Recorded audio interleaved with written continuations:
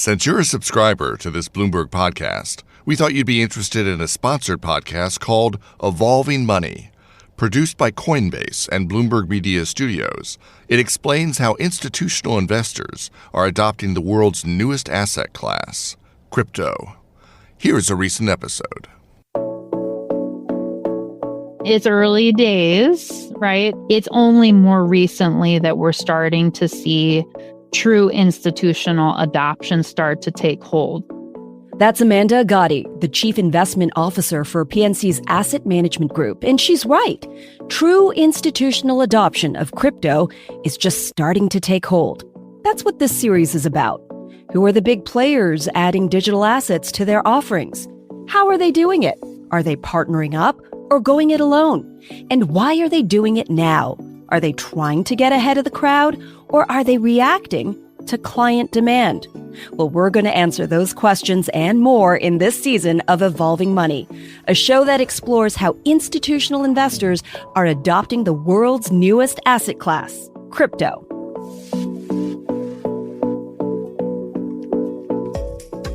Hi, I'm Angie Lau. I've been a financial reporter for decades, and the people I'm talking to this season are amongst the highest-ranking decision makers in the finance industry. And that starts with today's guest, Amanda Agati.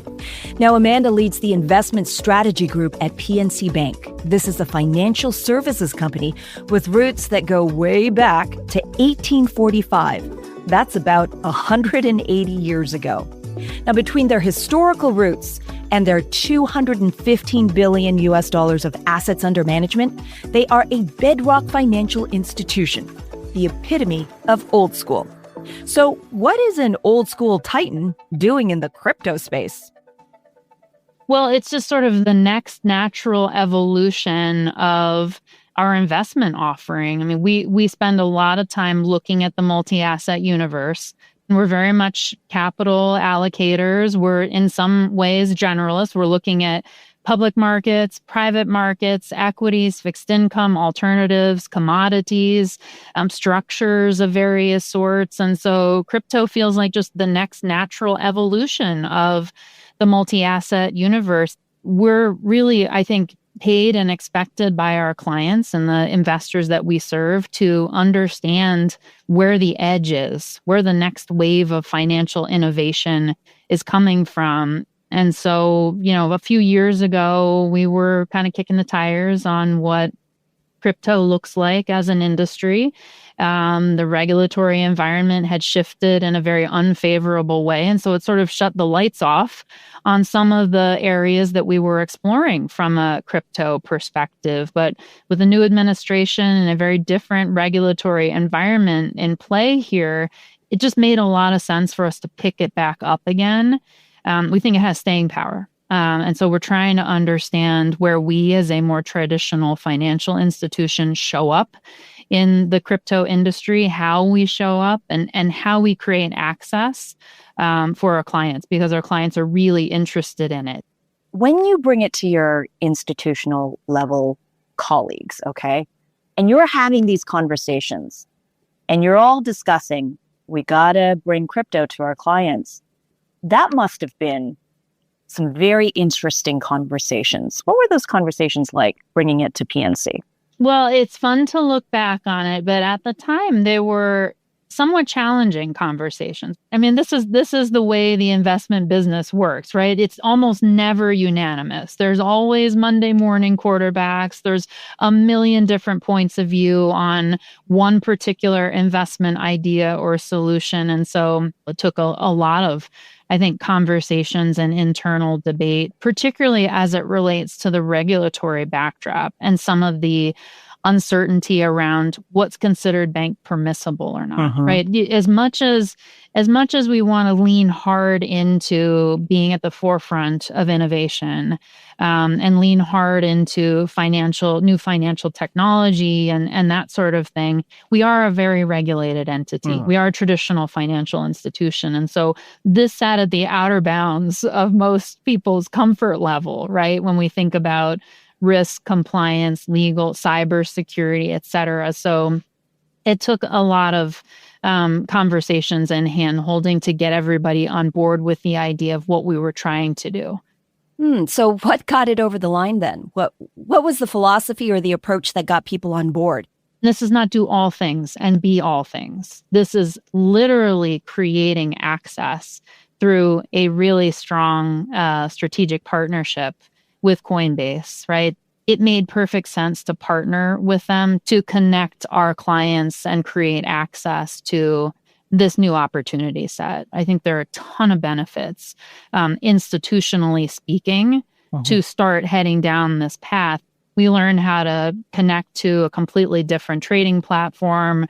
We're learning how to operate in 24/7 trading environments. We're looking at different types of, AML and cyber related guardrails. We're going to look at and contemplate, other coins beyond Bitcoin. This sort of opens the door to what is possible as it relates to stable coins. It was important for us to take that step so that we can start to learn and interact with this completely new and different asset class. What's driving the demand now in terms of creating new products? Is it coming from the opportunities that you see internally? Does it come from the marketplace, or both? So there's a little bit of push-pull in terms of our organization wanting to lean further into this financial innovation, but also to some degree our clients kind of asking for and wishing for advice and guidance and education. Like, what do we think about this financial innovation? I think what we're hearing and what we're seeing and what we are planning for is that we need multiple avenues to access crypto exposure for clients who are interested in pursuing it. So some will go direct, right? They'll use our solution. They'll interact with the coins. It might be Bitcoin, it might be Ethereum, it might be Solana, it might be something else entirely different. There are others that want an potentially easier path. And so I think the advent of some of the ETFs that we've seen have made such a difference in terms of ease of institutional adoption. It's easy to incorporate an ETF directly into an existing multi-asset portfolio. So I think that's an opportunity. One of the areas that we've spent a lot of time on over the last few years, separate and apart from the strategic partnership that we launched with Coinbase and the crypto for clients solution that we developed, is really in private markets. Our institutional clients in particular often get asked, and this is like endowment and foundation, nonprofit type of institutional clients, often get asked, can you take a highly appreciated crypto gift?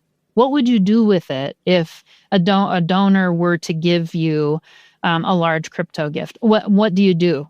And today it's hard because they have to go set up an account somewhere to accept it and convert it to fiat and then maybe diversify into other types of exposures. I think that's a natural place for the evolution of this offering to go. So in MVP 1, we're not really handling transfers in the way I think our institutional client base would like to see. So that's on the roadmap. To incorporate Ethereum into the offering naturally takes you down a rabbit hole of staking, yield farming. There's a decent number of elements around what it means to incorporate Ethereum. I think our clients are very interested in what staking might look like and how that shows up within our offering. So that could be on the roadmap for, MVP 2 and beyond.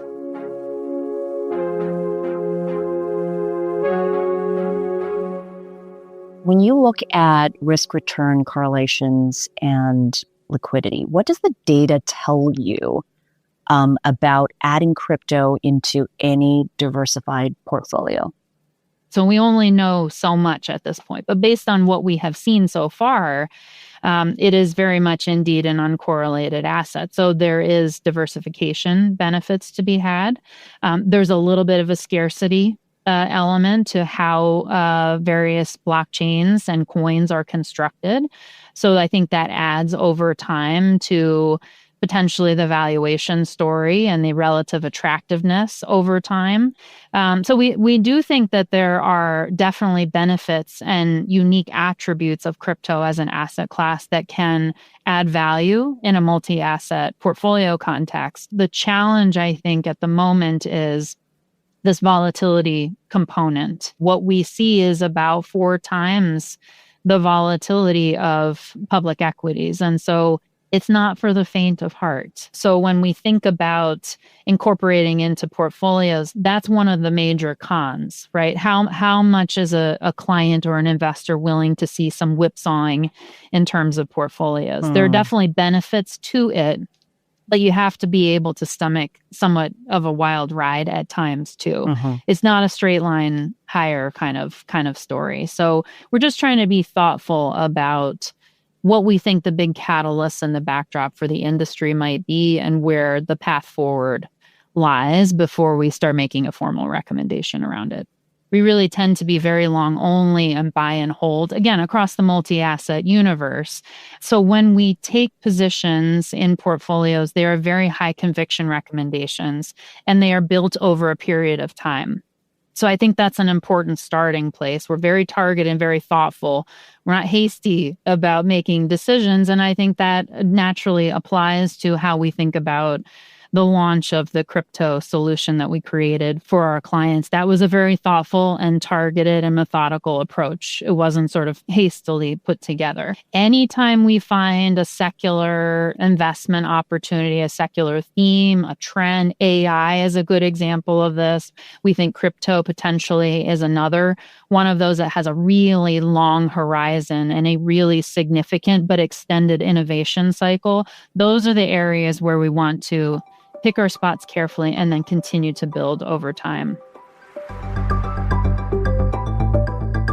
The discussions within PNC started with questions about investing in this new asset class, but they very quickly expanded into something much larger.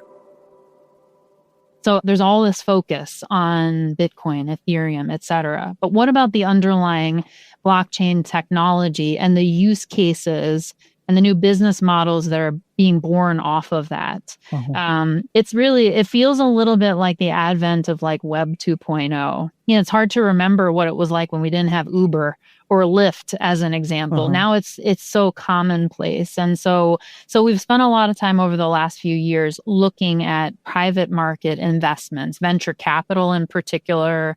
That has been primarily where it's been concentrated, but other elements of the private market or alternative asset classes, you can gain exposure to crypto business models or new companies that are being developed in sort of the crypto industry and landscape. And so for a decent number of years, that was the primary way for our clients to access blockchain technology and crypto-oriented exposure. That's fine. But not all clients are eligible or able or willing to invest in private markets. You lock up capital for an extended period of time.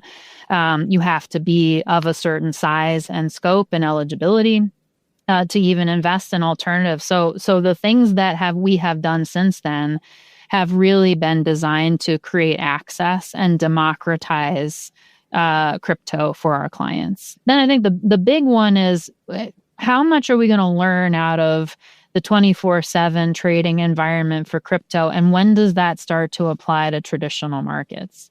Are we going to get to it? We've talked about it a lot, right? But we've talked about the major exchanges extending their trading hours. We obviously have, overnight and futures markets, some level of activity there. But does this ultimately spill over and catalyze a 24/7 trading environment? I don't sleep that much as it is. I definitely won't sleep in a 24/7 trading environment, but I think it does make sense to be thinking about what that looks like in a not too distant future state. So I think there's a lot for traditional public markets to actually learn from the crypto industry. That's how we're thinking about it, right? We're a traditional financial institution. We're learning a lot from the crypto industry, but I think it goes both ways. And I think in the end, there's going to be some really powerful innovations that come out of this. And it's still very early innings. So we're really excited about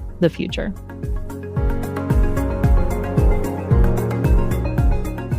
Adoption by institutions like PNC is clear evidence that the crypto evolution is taking hold in the largest and most influential financial companies in the world. But the road isn't always so smooth. Amanda was pretty clear about the challenges she faced trying to earn internal support. And that's going to happen anytime a big organization tries to evolve their processes and their offerings. So what's coming next? To get an answer to that, I asked Amanda for her wish list moving forward.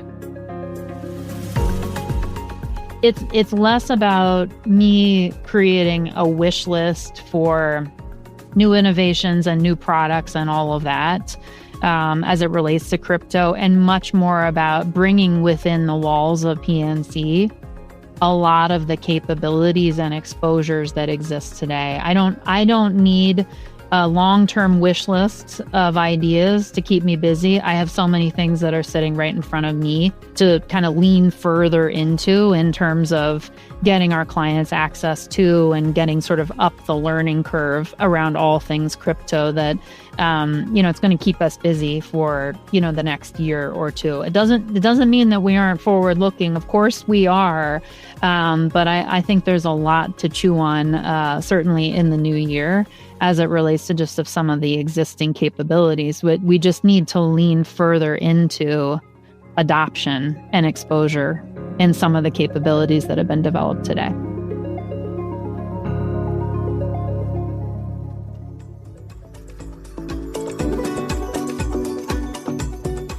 I'm Angie Lau on behalf of Coinbase and Bloomberg Media Studios. Thanks for listening. There are a lot of other illuminating conversations in our feed, so be sure to follow Evolving Money on Spotify or Apple Podcasts.